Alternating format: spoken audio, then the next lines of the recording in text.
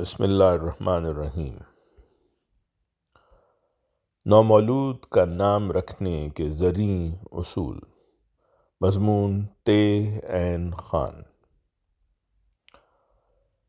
دنیا میں کسی بھی چیز کی پہچان کے لیے اول ذریعہ اسم یعنی نام ہے۔ کسی بھی چیز کا جب نام لیا جائے تو ایک تصویر یا خاکہ انسان کے ذہن میں آ جاتا ہے۔ یعنی اگر یہ کہا جائے کہ اول اصول آشنا کا ذریعہ اسم ہے تو غلط نہ ہوگا۔ جس مخلوق کو اللہ تعالیٰ نے اشرف المخلوقات قرار دیا ہے وہ اس چیز کی سب سے زیادہ مستحق ہے کہ ان کے اسماء بھی اشرف الاسماء ہوں۔ اللہ تعالیٰ نے یہی اصول اپنی ذات کے لیے پسند فرمایا ہے۔ چنانچہ سورہ الاعراف کی آیت 181 میں فرماتا ہے، اعوذ باللہ من الشیطان الرجیم، وَلِلَّهِ الْأَسْمَاءُ الْحُسْنَى فَادْعُوهُ بِهَا، یعنی اور اللہ کے سب نام ہی خوبصورت ہیں پس اسے ان ناموں سے پکارو۔ اسی طرح اللہ تعالیٰ کے رسول حضرت محمد مصطفیٰ صلی اللہ علیہ وسلم نے بھی ہمیں اس کی نصیحت فرمائی ہے۔ حضرت ابو سیرہ رضی اللہ عنہ سے مروی ہے کہ وہ نبی کریم صلی اللہ علیہ وسلم کے پاس آ گئے اور آپ نے ان سے پوچھا، تیرے بچوں کے نام کیا کیا ہیں؟ انہوں نے کہا کہ فلاں فلاں اور عبد الاعضا، یعنی الاعضا عرب کے مشہور بتوں میں سے ایک بت کا نام۔ آپ صلی اللہ علیہ وآلہ وسلم نے فرمایا، وہ عبد الرحمن ہے نہ کہ عبد العزا۔ اگر تم نام رکھنا چاہو تو سب سے بہتر نام عبداللہ، عبد الرحمن اور حارث ہیں، بحوالہ مسند احمد بن حنبل۔ حضرت عبداللہ بن عمر سے رضی اللہ عنہ سے مروی ہے کہ رسول اللہ صلی اللہ علیہ وآلہ وسلم کو سب سے زیادہ محبوب نام عبداللہ اور عبد الرحمن تھے۔ اسی طرح ناموں کا اثر شخصیت اور ماحول پر پڑتا ہے، اور اس بات کو ماہر نفسیات بھی مانتے ہیں۔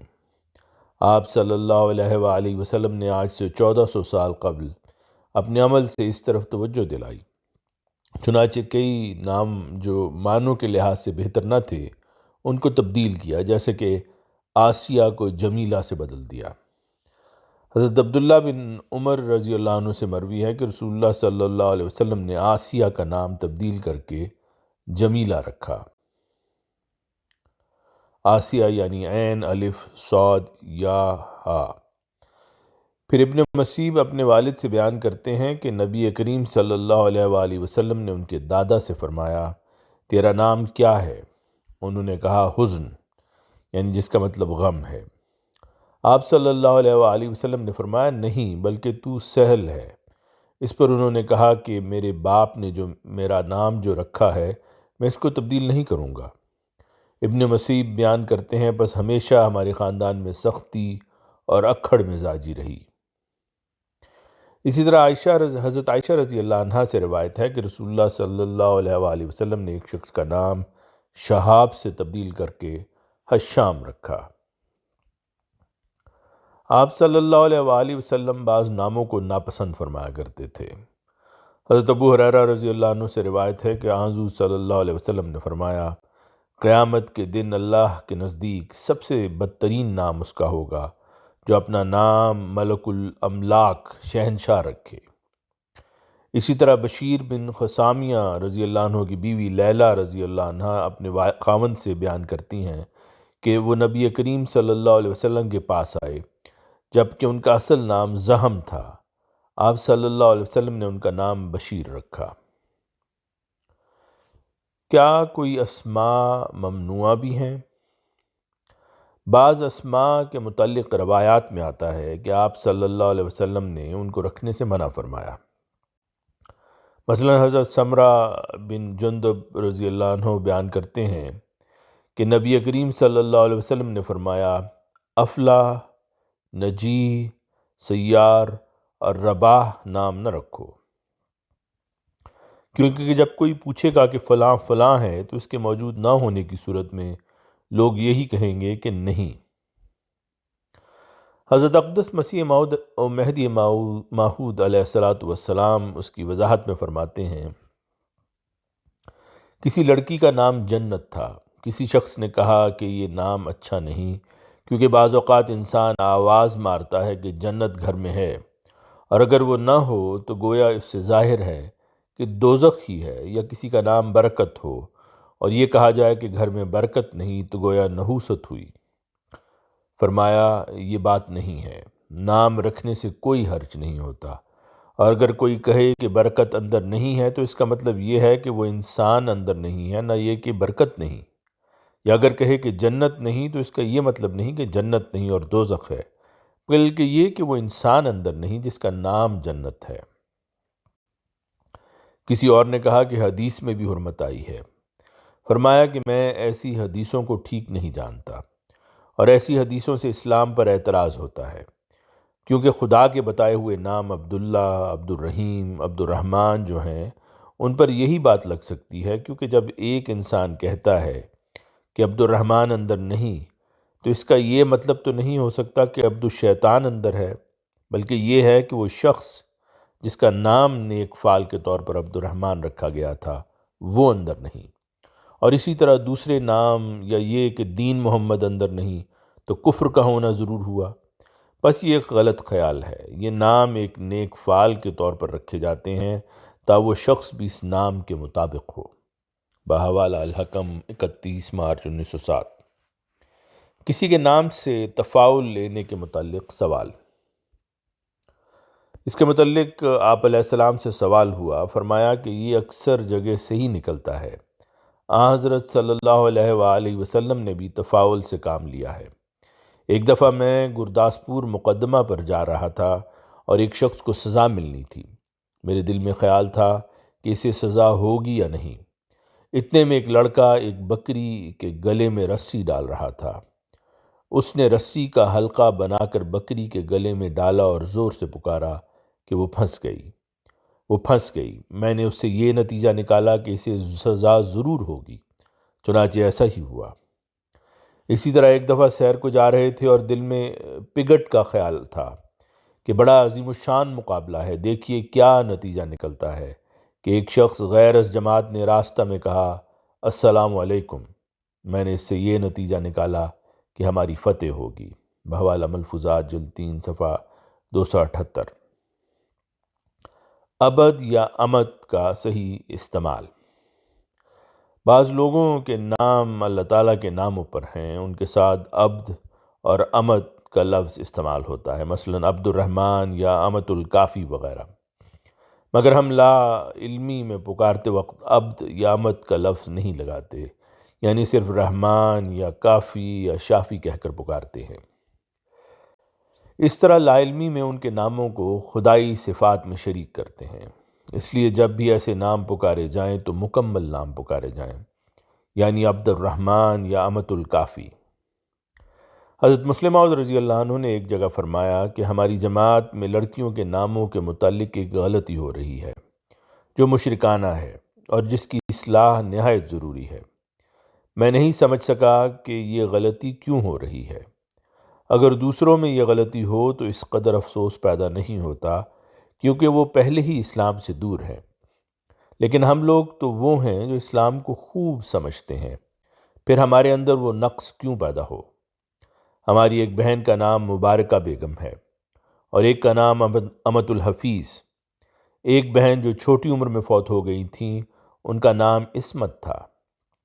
اسی طرح ایک دوسری بہن کہ وہ بھی چھوٹی عمر میں ہی فوت ہو گئی تھی، اس کا نام شوکت تھا۔ گویا سوائے ایک بہن کے اور کسی کے نام میں خدا تعالیٰ کا نام نہیں آتا۔ ادھر حضرت مسیح موعود علیہ الصلوۃ والسلام کے نام سے وابستگی کی وجہ سے ہمارے خاندان کے لڑکوں کے ناموں میں احمد کا نام آتا ہے، خدا تعالیٰ کا نہیں آتا۔ بس مجھے برا لگا کہ خدا تعالیٰ کا نام ہمارے خاندان کے ناموں میں سے جاتا رہے، چنانچہ میں نے فیصلہ کیا کہ آئندہ لڑکیوں کا نام میں امت کے نام پر رکھا کروں گا تاکہ خدا تعالیٰ کا نام ہمارے گھروں میں قائم رہے۔ چنانچہ ہمارے خاندان میں سے جو لوگ مجھ سے اپنی لڑکیوں کا نام رکھواتے ہیں میں ہمیشہ امت کے ساتھ ان کے نام رکھتا ہوں، اور جنہوں نے یہ نام نہیں رکھوانا ہوتا وہ مجھ سے پوچھتے ہی نہیں۔ بہرحال جب وہ پوچھتے ہیں میں ہمیشہ اصرار سے امت کے لفظ کے ساتھ ان کی لڑکیوں کا نام رکھتا ہوں۔ یہ قدرتی بات ہے کہ جس خاندان کا تعلق سلسلہ کے بانی کے ساتھ ہو، اس کی طرف لوگوں کی نظریں اٹھتی ہیں اور وہ بھی انہی کے طریق پر چلنے کی کوشش کرتے ہیں۔ چنانچہ ہماری جماعت میں عام طور پر لڑکیوں کے نام امت کے لفظ کے ساتھ رکھے جاتے ہیں، بلکہ یہ ایک فیشن ہو گیا ہے کہ لڑکیوں کا نام امت اللہ یا امت العزیز یا امت الحفیظ وغیرہ رکھا جائے۔ میں سمجھتا ہوں یہ بڑی مبارک بات ہے، اور جتنی بڑھے اتنی ہی اچھی بات ہے، مگر مصیبت یہ ہے کہ بعض دفعہ حقیقت کو نظر انداز کر کے بغیر سوچے سمجھے نام رکھ دیے جاتے ہیں، حالانکہ وہ مشرکانہ ہوتے ہیں۔ چنانچہ اس جلسہ میں 3 لڑکیاں ایسی معلوم ہوئیں جن کے نام مشرکانہ تھے۔ ان میں سے ایک تو راولپنڈی کی تھیں اور 2 بعض اور مقامات کی۔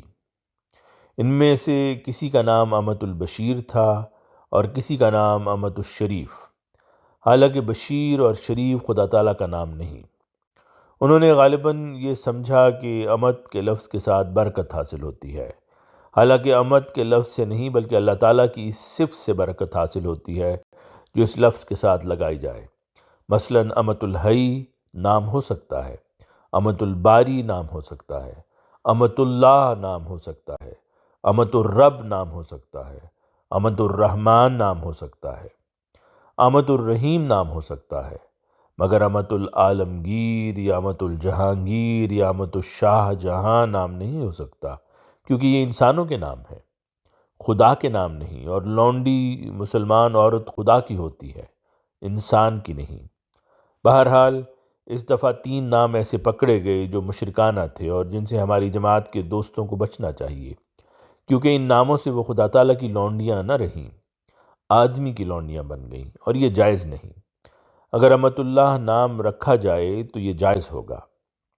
اسی طرح اللہ تعالیٰ کی کسی اور صفت کے ساتھ امت کا لفظ لگا کر نام رکھا جائے تو یہ جائز ہوگا، لیکن یہ جائز نہیں ہوگا کہ کسی آدمی کے نام کے ساتھ خواہ وہ کتنا بڑا ہو، امت کا لفظ لگا کر اپنی کسی لڑکی کا نام رکھ دیا جائے، جبکہ میں نے بتایا ہے کہ مجھ سے جب کوئی ہمارے خاندان کا آدمی لڑکی کا نام پوچھتا ہے تو میں اصرار کر کے امت کے ساتھ اس کا نام رکھتا ہوں، بلکہ اب چونکہ ہمارے خاندان میں بہت سے بچے ہو گئے ہیں اور بعض دفعہ پہلے نام ہی دوبارہ رکھنے پڑتے ہیں، ایسی موقع پر ماں باپ اصرار کر کے نئے نام کی فرمائش بھی کریں تو میں رد کر دیتا ہوں۔ اگر مجھ سے نام رکھوانا ہے تو میں اللہ تعالیٰ کا نام ضرور بیچ میں لاؤں گا۔ یہ نئے نام کی خواہش بھی ایک بدعت ہے۔ عربوں میں تو یہ رواج تھا کہ باپ کا نام بھی عبداللہ ہے، بیٹے کا نام بھی عبداللہ ہے اور پوتے کا نام بھی عبداللہ ہے۔ اگر اس طرح ایک خاندان میں ایک ایک نام کے کئی بچے بھی ہوں تو اس میں کوئی حرج کی بات نہیں، اور اس طرح ہم اللہ تعالیٰ کے نام کے استعمال کو بڑھا سکتے ہیں۔ بحوالہ الفضل 16 مارچ 1951۔ پھر ایک اور غلطی یہ ہوتی ہے کہ امت کے نام کے ساتھ جو نام رکھے جاتے ہیں ان میں لفظ امت کو یعنی میم کی جزم کے ساتھ پکارا جاتا ہے، جبکہ صحیح تلفظ اما یعنی میم کی فتح زبر کے ساتھ ہے۔ سوء ادب۔ ایک امر خاص توجہ طلب ہے کہ بعض احباب خلیفۃ المسیح کی خدمت میں اپنے بچوں کے نام کی درخواست کرتے ہیں۔ جب در بار خلافت سے نام عطا ہوتا ہے پھر بعض اوقات وہ نام پسند نہیں آتا اور اپنی پسند کا نام رکھتے ہیں۔ یہ سوء ادب کی ایک قسم ہے۔ جب نام کے لیے لکھا ہے تو شرح صدر کے ساتھ وہ نام رکھنا چاہیے، اور اسی نام میں خلافت کی اطاعت کی وجہ سے اللہ تعالیٰ کی طرف سے برکات پوشیدہ ہوتی ہیں۔ اللہ تعالیٰ ہمیں خلافت کا ہر پہلو سے مطیع و فرما بردار رہنے کی توفیق عطا فرمائے۔ آمین ثم آمین۔ آواز مرزا عمران احسن۔